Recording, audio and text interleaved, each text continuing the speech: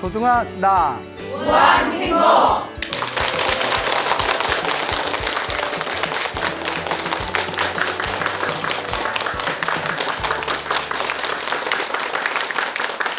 예, 만나서 반갑습니다. 예, 광우 스님이라고 합니다. 우리 또 멀리서 울산의 어느 신심 깊은 불심이 깊은 거사님께서 또 이렇게 편지를 보내오셨습니다. 그래서 너무 내용이 좋아서 제가 읽어드릴 테니까 한번 잘 들어보시기 바랍니다. 네. 광우 스님께 올리는 글. 존경하는 광우 스님께 절 올립니다. 저는 경남 울산에 살고 있는 소나무 열렬팬 무자생 김아무개라고 합니다.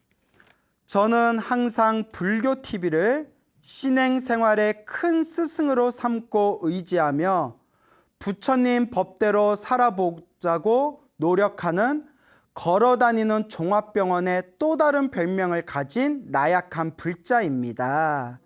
건강이 많이 안 좋으신가 봐요. 예. 저는 크고 작은 수술을 6번 받는 중 어느 한 가지 수술이라도 아프지 않은 수술이 없었겠지만 특히 위암과 악성 피부암 수술은 너무나 고통이 심한 수술이라 지금도 그 통증의 고통을 잊을 수가 없습니다. 아유, 이거 너무 안타까워서 어떡해요. 그때마다 금강경, 지장경, 법화경을 수지 독송하고 사경하면서 지극정성으로 기도하여 병마와 싸워 이겨내고 지금은 6가지 병의 완치 판정을 받고 지긋지긋한 병마 생활에서 벗어나 농사도 조금 짓고 사회생활을 잘하고 있습니다. 요즘은 광우 스님의 소나무 법문을 빠짐없이 시청하니 어떻게 기도하고 공부하고 수행하고 정진해야 하는지 잘 알게 되었고 큰 희망과 용기를 얻어 병약한 몸이 건강한 몸으로 회복된 상태입니다. 너무 잘 됐다. 그죠?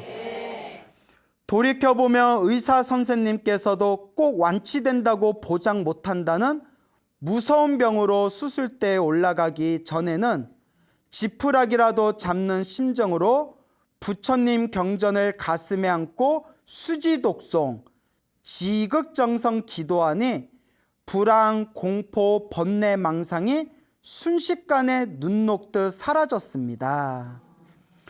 그 무서운 병의 대수술과 온몸이 터져나가는 하남치료의 고통도 거뜬히 이겨낼 수 있었던 것은 오직 부처님 경전에 의존하고 모든 것을 부처님께 바친 결과의 가피가 아니고 무엇이겠습니까?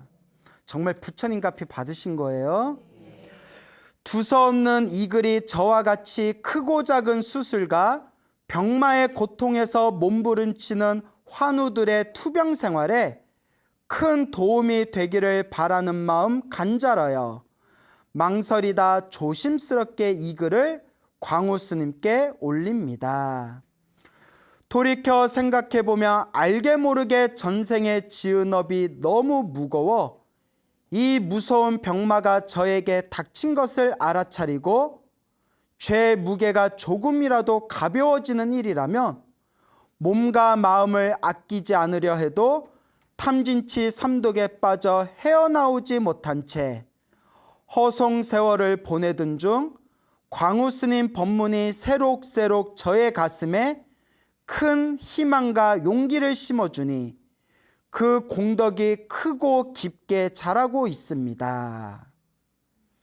멀지 않은 장래에 세상을 마감하는 그날까지 한시라도 나태하고 게으르지 않는 성실한 불자가 되도록 기도하고 또 정진하겠습니다. 스님께서 늘 말씀하신 복과 선업과 공덕을 머리와 가슴에 되새기면서 부끄럽지 않은 불자가 되겠습니다. 광우 스님 일기 고르지 못한 환절기에 항상 건강 조심하시고 성불하십시오. 고맙습니다.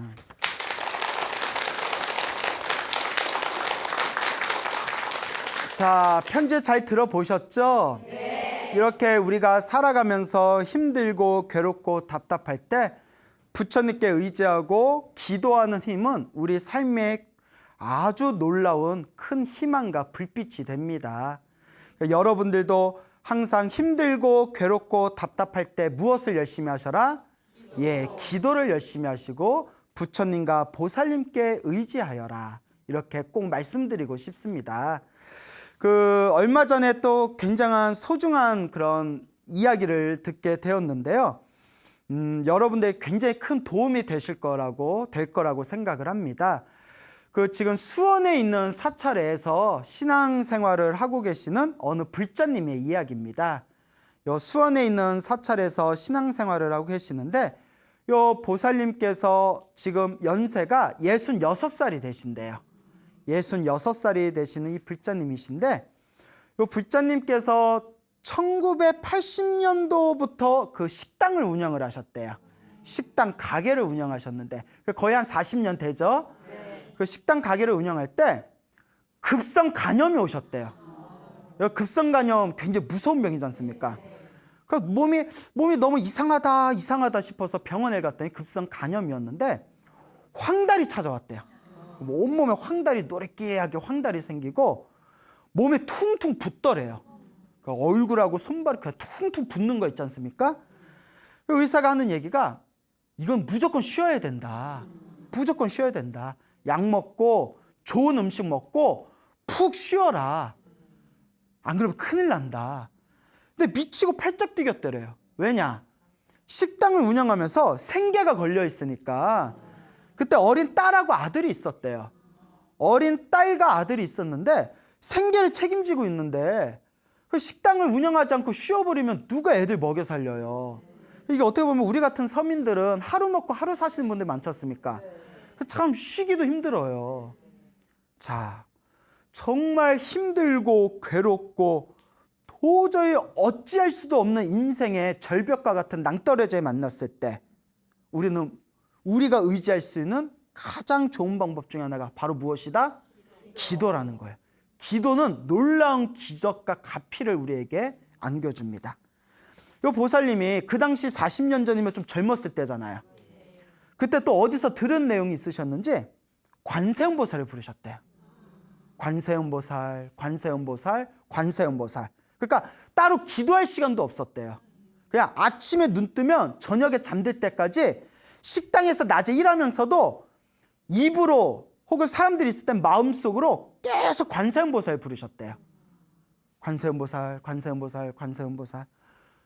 불보살님, 부처님, 보살님, 저 죽겠어요. 저 이러다 정말 죽습니다. 너무 힘들고 괴롭습니다. 도와주세요. 계속 도와달라고 기도했는데 아무 응답이 없더래요. 무슨 기도한다고 바로 연락 오나요? 예? 아무 응답이 없으니까 매달리다가 나중에는 원망하는 마음이 생기더래요. 그렇죠. 아무리 불러도 아무런 응답이 없으니까. 오죽하면 한국에서 가장 히트한 대표적인 노래 중에 대답 없는 너라고 있잖아요. 대답이 없어. 아무개야. 대답이 없어. 대답 없는 너 아세요? 예, 그건 아시는구나. 아무리 불러도 대답이 없으니까 막 원망하는 마음이 생기더래요. 아무리 기도해도 대답은 없고 매달리고 원망하면서 계속 관세음보살 불렀대요. 제발 살려달라고. 근데 여러분 중요한 게 있습니다. 소나무를 통해서 항상 말씀을 드렸지만 기도라는 게 전생에 복을 많이 지은 사람은 이번 생에 기도를 조금만 해도 효과를 빨리 봐요. 그것도 전생의 복이에요. 지어놓은 복이 있으니까. 전생에 지어놓은 복이 하나도 없는 사람, 흥분의 집에 그 쌀 항아리 마냥 박박 긁어도 쌀 한 탈 안 넣을 정도로 복이 없는 사람들은 기도를 아무리 많이 해도 효과를 좀 더디게 봐요. 근데 여기서 중요한 게 있습니다. 효과가 더디다고 부처님이 다 우리 속인 거야 하고 기도를 멈춰버리면 더 이상 영험이 없어요. 힘들든 괴롭든 꾸준히 밀고 가야 돼요. 기도하면 기도한 만큼 당장 효과가 있든 없든 반드시 기도의 가피는 남습니다. 기도해도 효과가 없고 힘들수록 내가 전생에 지은 복이 없어서 박복하게 살아서 이런가 보다. 그러니 지금 조금이라도 내가 더 닦아야 되겠다는 마음으로 계속 밀고 가야 됩니다. 이 보살님은 몸이 막 너무 아프고 힘들고 괴롭고 죽을 것 같고 기도할 시간도 없으니까 오직 하나, 관세음보살만 불렀대. 야, 관세음보살, 관세음보살, 관세음보살. 딱 몇 글자예요? 예, 이것도 계산해야 돼요? 관세음보살. 예, 여기는 바로 그 답이 나왔어요. 예? 예? 그때가 뭐 이렇게 칭찬할 만한 일은 아닌데 다른 분이 대답을 안 하니까 유독 이렇게 좀 빛나 보이네. 예? 관세음보살 5글자잖아요. 5글자를 놓치지 않았대요. 계속 관세음보살 매달리고 어느 날 꿈을 꿨대요. 갑자기 꿈이 온 거예요. 꿈을 꿨는데 꿈속에 자기가 이렇게 서 있는데 저기 어린 동자승 있잖아요. 애기. 어린 동자승이 자기한테 오더니 호롱병을 주더래요. 호롱병. 그러니까 물이 들어있는 호롱병을 주면서 저 사람들이 뺏으러 오기 전에 빨리 마셔요 이러더래요. 그래서 꿈에서 저 사람이라고 해서 딱 쳐다봤더니 도깨비처럼 생긴 흉악해 보이는 사람들이 자기를 막 잡으러 오더래요. 이거 뺏기기 전에 빨리 마셔요. 그래서 다급하게 호롱병을 받아서 물에 벌컥 마셔서 병을 땅에 딱 버리면서 잠에서 딱 깼대요. 온몸이 상쾌하고 가볍더래요.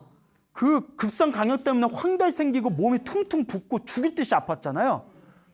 꿈에서 호롱병에 물을 마시는 꿈을 딱 꾸고 나서 눈을 딱 떴는데 꿈에서 깼는데 몸이 너무 가볍고 상쾌하더랍니다.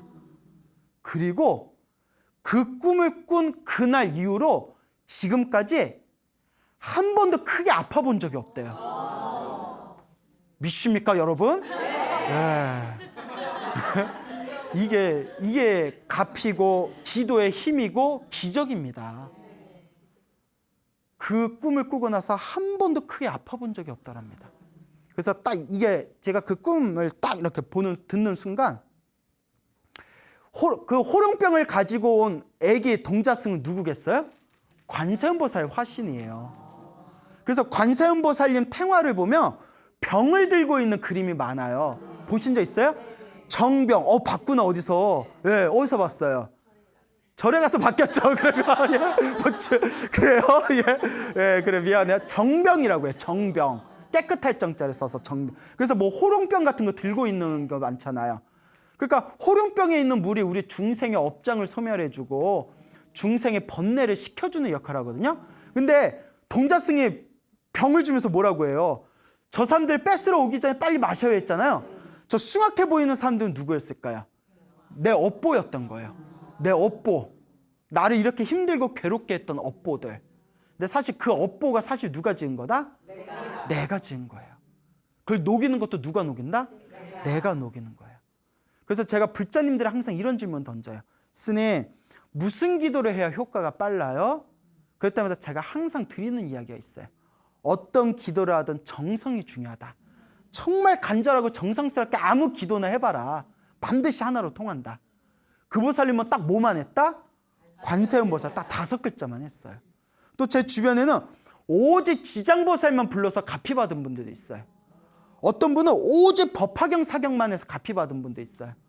어떤 분은 신묘장구 대다라디만 해서 갚이 받은 분도 있어요. 중요한 건 무엇이다? 간절한 마음, 정성스러운 마음이 이와 같은 엄청난 기적을 만들게 된다.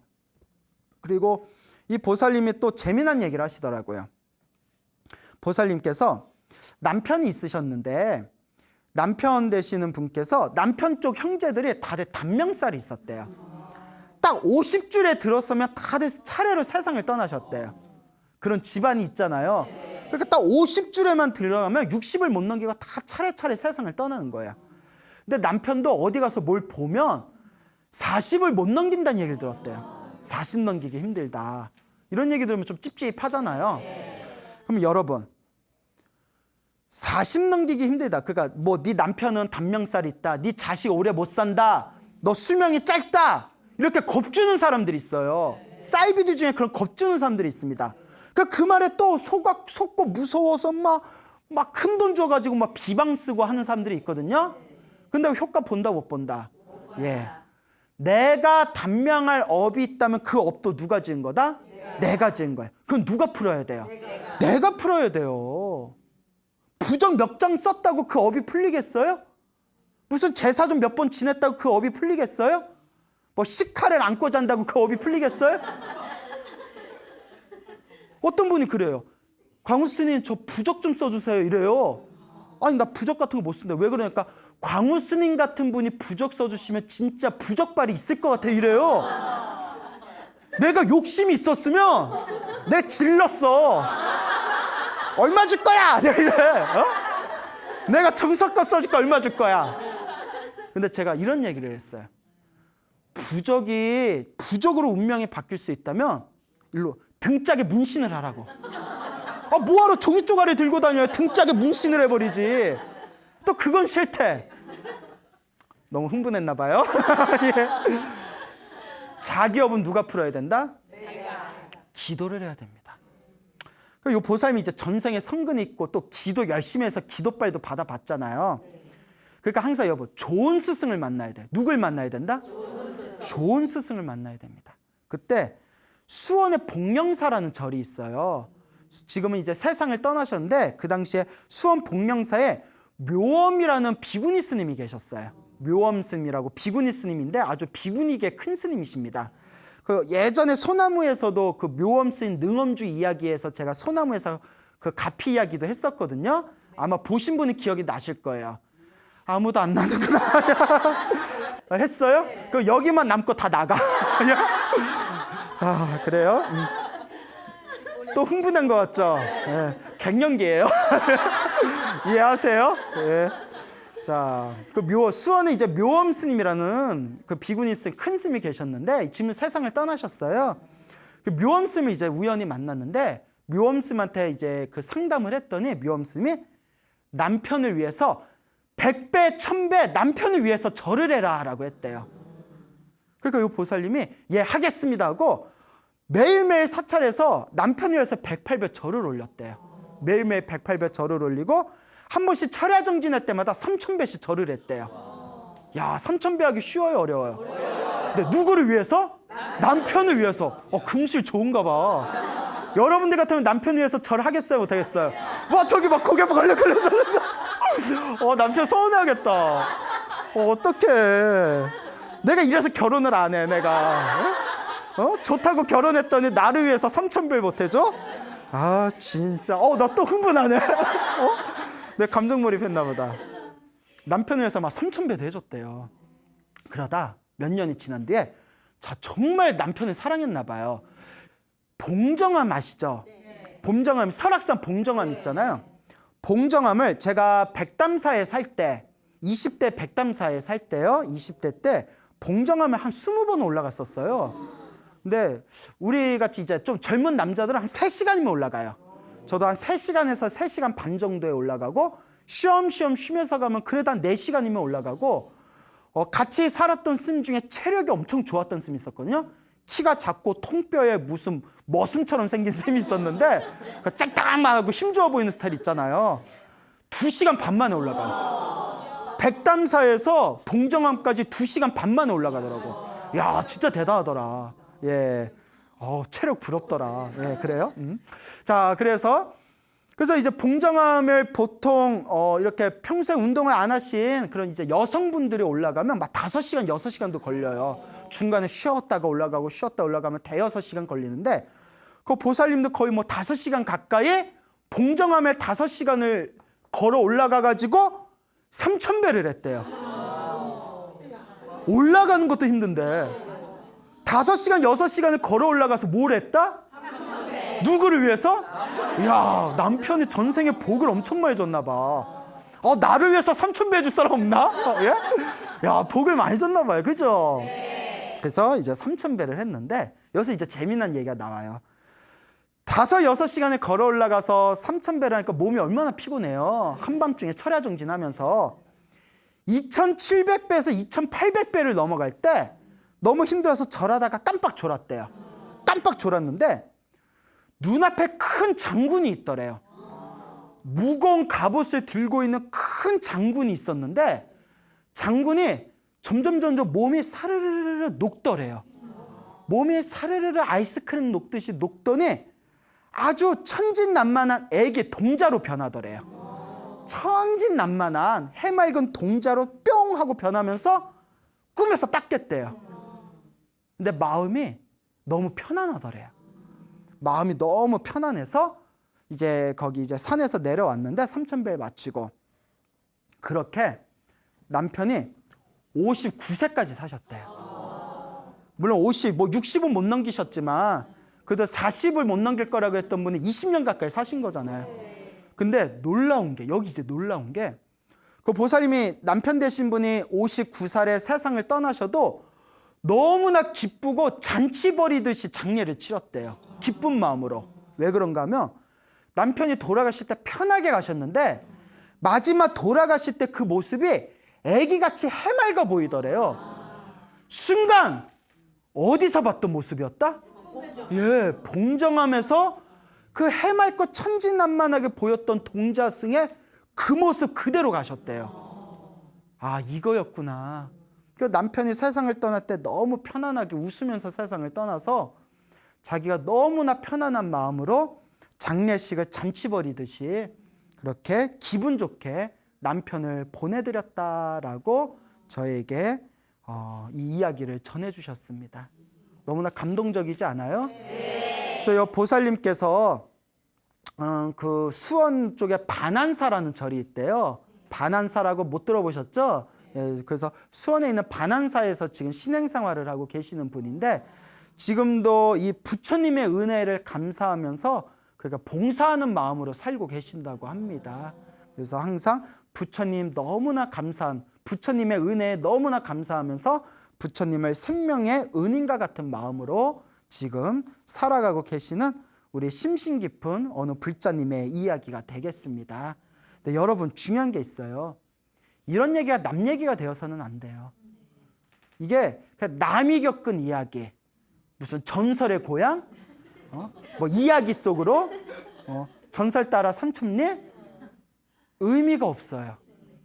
이런 얘기, 아우 야 그때 광우씀 소나무 들었는데 되게 신기하더라, 재밌더라 하고 땡 처리되면 여러분들 운명에 아무런 변화가 없어요. 근데 그런 사람 주변에 많다? 주구장창 소나무는 들어. 근데 자기가 기도는 안 해. 남 얘기 아니야. 예? 여러분, 남 얘기가 아니에요. 이런 이야기를 들으면 결국 내 자신이 기도를 해야 됩니다. 그래서 불교에 무슨 얘기가 있냐? 남의 목장에 소 백날 헤아려봤자 나랑 무슨 관계가 있냐, 이런 말이 있어요. 여러분 뭐 은행에서 막 돈 세잖아요. 나 오늘 1억 셌어. 손에서 돈 냄새 나. 근데 내 돈이에요, 아니에요? 남의 돈 백날 세봤자 내 돈은 아니에요. 물론 뭐 은행원 분들은 직업으로 하는 거니까 이건 그냥 비유예요. 남의 목장에 저 집에 소가 몇 마리 있지 백날 세봐야 내 손 한 마리도 없어요. 남의 이야기 백날 들어봤자 내 이야기는 아니에요. 여러분의 기적과 여러분의 가피는 누가 만들어야 된다? 여러분들이. 내 본인이 만들어야 됩니다. 그 여러분 이런 얘기 들으면 신기하다고 흘려버리지만 말고 여러분들이 기도를 하셔야 됩니다. 관세음보살 부르든 지장보살을 부르든 매일매일 108배를 하든 여러분들이 기도를 한 만큼 물방울이 바위 위에 뚝뚝 떨어지는 것 같고 물방울이 바위 위에 떨어지는 걸 보고 당장은 아무 효과가 없는 것 같아도 꾸준히 떨어진 그 낙수물이 언젠가는 무엇을 뚫게 된다? 바위를 뚫게 되듯이 단단한 내 업장과 내 업보를 기도의 힘으로 뚫어낼 수가 있는 겁니다. 근데 꾸준히 기도하세요. 기도를 통해서 운명은 반드시 바뀌게 됩니다. 자, 그래서 이와 같이 여러분들도 인생을 살아가시면서 힘들고 괴롭고 답답한 일이 있으면 무엇을 해라? 기도해라. 근데 사실 기도만 하면 안 돼요. 기도하면서 내가 힘들고 괴롭고 답답하게 사는 게 전생에 복을 안 지어서 그래요. 박복하게 살아서 그래요. 기도하면서 무엇을 많이 지어야 된다? 복을 많이 지어야 돼요. 복 짓는다는 거는 남을 위해서 배려하는 삶을 사는 거예요. 부처님께 공양도 올리고 부처님한테 물 한 잔을 올리더라도 정성껏 올리고, 내 주위에 힘들고 괴로운 사람 있으면 내 형편껏 조금이라도 도와주고, 그렇게 남을 위한 자비심을 일으키면서 기도를 하며 점점 나의 힘들고 괴롭고 어두웠던 내 업보의 에너지가 점점 밝고 환하고 행복한 쪽으로, 내 운명의 에너지가, 내 운명의 노선이 긍정적인 쪽으로 바뀌게 될 것입니다. 제 주변의 소나무를 보시고, 우리가 소나무를 한 지 거의 4년이 돼가요. 진짜 우리 오래 한 거예요. 그래서 제 주변에 소나무를 보시면서 기도를 시작하신 분들 중에 가피 받은 분들이 많아요. 정말 많습니다.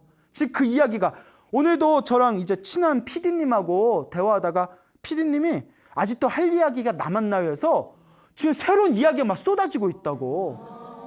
그래서 이거 언제 끝나? 네? 그래서 여러분, 힘들고 괴롭고 답답할 때 기도하세요. 기도하는 거 어렵잖아요. 관세음보살부터 시작하세요. 지장보살부터 시작하세요. 108배부터 시작하십시오. 간절하게 기도하는 여러분들의 마음이 여러분들의 운명을 바꾸어 나가게 될 것이다. 꼭 명심하시기 바랍니다. 알겠죠? 네. 자, 그래서 또 재미난 이야기를 하나 해드릴게요. 이것도 어느 분의 굉장히 감동적인 이야기인데,